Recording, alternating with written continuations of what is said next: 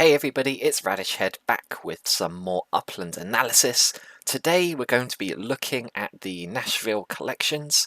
The city has been released, the collections have been revealed, and of course I posted a predictions video before the city came out, so it's a good opportunity to review how successful I was in my predictions, where I missed out, and generally just what we can learn about future Upland collections based on what ended up being a collection in Nashville.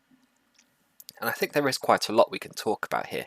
So on the left here I've put up my original collection predictions for Nashville from the video I posted a little while back. And on the right here I've put up the actual collections that we can see in Nashville right now. And I'm just going to sort of go through the list on the right for the most part, because that's the actual collection list, and just sort of see how it compares to my original list on the left, why Upland might have picked the collections they did, and yeah, sort of think about what we can learn for the next Vanilla City release, and hopefully make my predictions even better for next time. So I think we can learn quite a lot about what Upland considers important in a collection reveal. So let's start with the ultra rares. Got them at the top. We've got live music venues, and I think that is pretty accurate to my honky tonk prediction. Most of the honky tonks did end up in the live music venue collection. Not all of them, and there are some properties that are not honky tonks that did end up in live music venues. So overall I think it's pretty much aligned there. Obviously Nashville is known for honky tonks and music, so they needed to get something like that in there. Next we've got Nashville Murals, an ultra rare. What can I say? Upland just love murals apparently. I think this might be the third mural collection that we've had. I never even considered that. I do remember reading an article where it was saying, oh, there are some good murals in Nashville. That should have clicked with me immediately, because they'd done 2 mural collections at this point.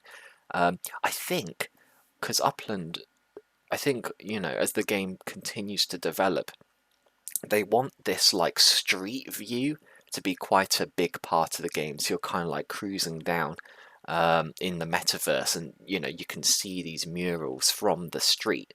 So I think anything that's kind of eye-catching, like a big mural on a wall, I think that is something to consider in the future. If there's a city coming out in the future that's quite renowned for murals or some sort of public artwork like statues or something, that could be a good bet.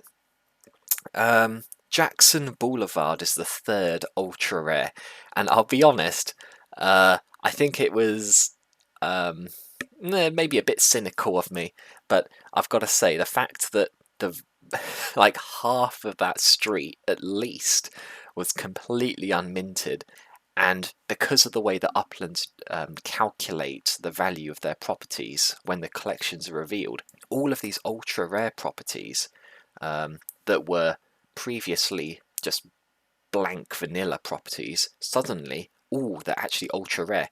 The price of those properties goes up by 21 times. So a property that would have been 10,000 UPIX to mint pre-collection reveal suddenly would be worth 210,000. And I'll tell you right now, the properties were a lot more than 10,000. It's more like 100,000 to 2.1 million to mint. And obviously the yields also go up by 21 times, plus you get the ultra rare collection multiplier, which is like 3 times. So definitely worth it if you have that money. But the fact that nobody saw Jackson Boulevard coming, and the fact that all of these unminted properties are suddenly like millions of UPIX to mint, makes me think Upland might have been wanting to get a bit more UPIX being bought from the store, and I'm sure they succeeded in that, because there are people who spent tens of thousands of dollars just to try and grab some of these Jackson Boulevard properties, and I don't blame them, because the yields on that is fantastic. I saw one which was like 200,000 UPIX per month yield or something, so you can't argue with that. But I don't think anyone could have seen that coming. So I'm not like super sure about that collection, but that's my take on it anyway. Let's go to the rares. We've got Broadway. Hey, I predicted that one. To be fair, it was a pretty safe prediction, but I did say it was counter-reliant on honky-tonks, because like all of the honky-tonks are on Broadway. Well, they kind of fixed that by making it live music venues, which are actually a bit more broadly spread out across Nashville. So they were able to get music venues and Broadway collections, and I'm really happy they did, because I managed to get a Broadway property, so I'm pretty happy with that. So yeah, got Broadway. 12th Avenue South. I had this on my predictions video, but I only called it a limited property. I think that's because I was considering a 12 South neighborhood, whereas obviously once Nashville was revealed, it turns out the structure of the neighborhoods is actually very different to what I expected and what a lot of other people expected. They were much, much larger neighborhoods. So there wasn't a 12th South neighborhood, but there was 12th Avenue South, which is kind of the most iconic street in that area. And yes, it did make a collection, and it was a rare collection. So congratulations to anybody who managed to get anything there. I didn't, but I was thinking about it, because in my research that street just kept coming up, and I mentioned that on my video, so maybe I should have taken my own advice there. The third rare, Gallatin Avenue. This didn't come up in my research, but I can kind of see why they picked it. And it kind of goes with what I was saying in my New Orleans video, that I think Upland is kind of focusing on the more modern culture of a city than just like historically famous streets. There was a lot of people who were talking about stuff like Page Avenue, Church Street, Northumberland Avenue, all of these like old iconic streets, but Upland, and you'll see they actually focused a lot more on what's up and coming now. Where do people like to shop? Where do they like to eat? Where's a lot of money coming into the city for rejuvenation projects? And I think Gallatin Avenue is a good example of that. Let's move on to the exclusives. There's a lot of exclusives in Nashville, which I think is interesting on its own. And first of all, downtown. I think we can all breathe a sigh of relief that downtown made it as an exclusive collection. Realistically, it was the only neighborhood that had a chance of making exclusive, just because it's so much smaller, and the mint prices were just so expensive there that I think if it wasn't a collection, there would have been a lot of upset people, including myself. So yes, downtown, in retrospect, it seems pretty obvious. It's where everything happens in the city. But yeah, and I think it just kind of cements that idea that as future city releases come out, as long as it's a vanilla city release, I think betting on the kind of CBD business downtown area is just a pretty safe bet, and it continues to be so. Fatherland Street is sort of what I was saying earlier with Gallatin Avenue. It's just quite a modern, hip area. It's got some good architecture. It's just where people like to do shopping and stuff. Not much more to say about that. I mean, it wasn't on anyone's prediction list as far as I could tell. It wasn't on mine, but I can see why they picked it. Woodland Street, I actually don't know. That I did some research before making this video just to be like, hey, why did I miss these? And with most of them, I was like, okay, like there's a few streets it could have been. It just happens to be that one. With Woodland Street, I actually don't know. Like, yeah, it's not like it's a cheap part of town. Like it's a nice part of Nashville. I just don't see why it was that street over anything else. So I'm not really sure what that was all about. Maybe somebody in the comments can pick me up on that one. There were actually 2 exclusive collections with wood in their name, which was a bit unusual. We got Woodmont Boulevard, which I think was pretty close to my prediction of Hillsborough Pike. They actually kind of intersect each other, and they both go through that Green Hills neighbourhood, whereas Hillsborough Pike goes like north-south. Woodmont Boulevard goes east-west, so I just missed out on that one. Yeah, maybe I should have spotted that, but to be fair to me, nobody else was speculating on Woodmont Boulevard either, and I think the fact that there was a lot of properties there unminted when the collection reveals came round kind of proves that. And then Belmont Boulevard is kind of a similar situation. It's just a popular street in a popular area. I didn't see anybody talking about this one either, but it's near Hillsborough Village. It's near 12th South Avenue. It's just a good place to be. So sometimes you just can't get them all, but if you have a gut feeling that you know, if you're sort of looking at a property values map of a city, you're speculating on collections, and there's an area where it's just, you know, it's not a very long street. And it's quite expensive. There's a lot of shopping there, you know, and it's just quite hip and people want to live there. I think it's worth just buying a property on it, even if not many other people have done so.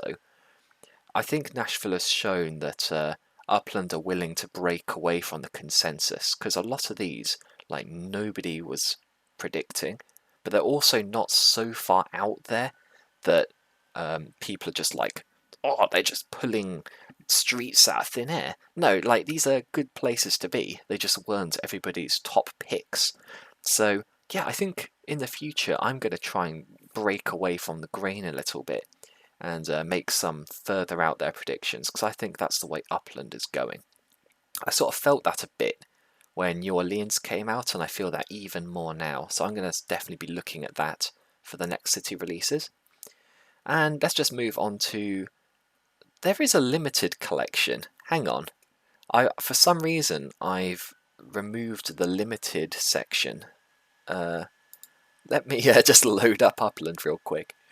We do in fact have a limited collection in Nashville, and that is Parkwood, which is an interesting one because it's actually a neighbourhood collection. And I remember saying I don't think any of these neighbourhoods were small enough, aside from downtown, to be a non-standard collection. But no, there is Parkwood. If you see my map here, Parkwood is just north of downtown. Here we go, there it is. And I'm just going to have a quick zoom in because I'm not sure if it's all minted yet. If you're looking for somewhere to spend your UPEX, if there's properties to mint here, it could be a good place to look. Let's have a look. Yeah, there's loads of stuff to mint in Parkwood. I feel like that's a no-brainer. If you've got some UPEX lying around, after I finish this video, I'm going to build a collection there for sure. So yeah, Parkwood, pretty cool. Let me minimize this and go back to my list. Here we go.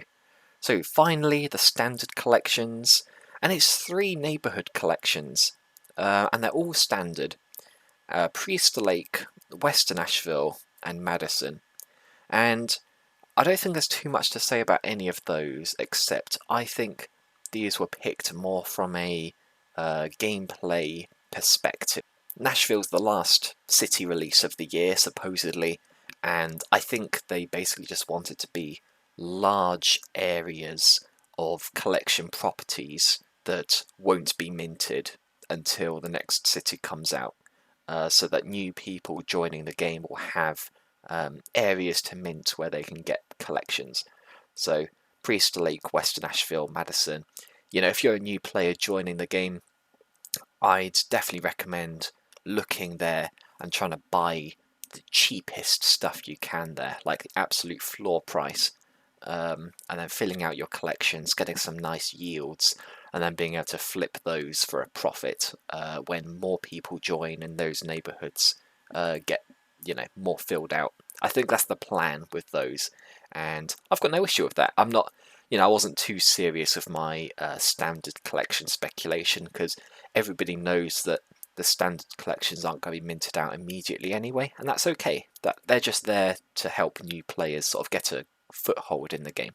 So overall, I don't think I did terribly with my predictions. I missed out quite a few. I hit a decent number.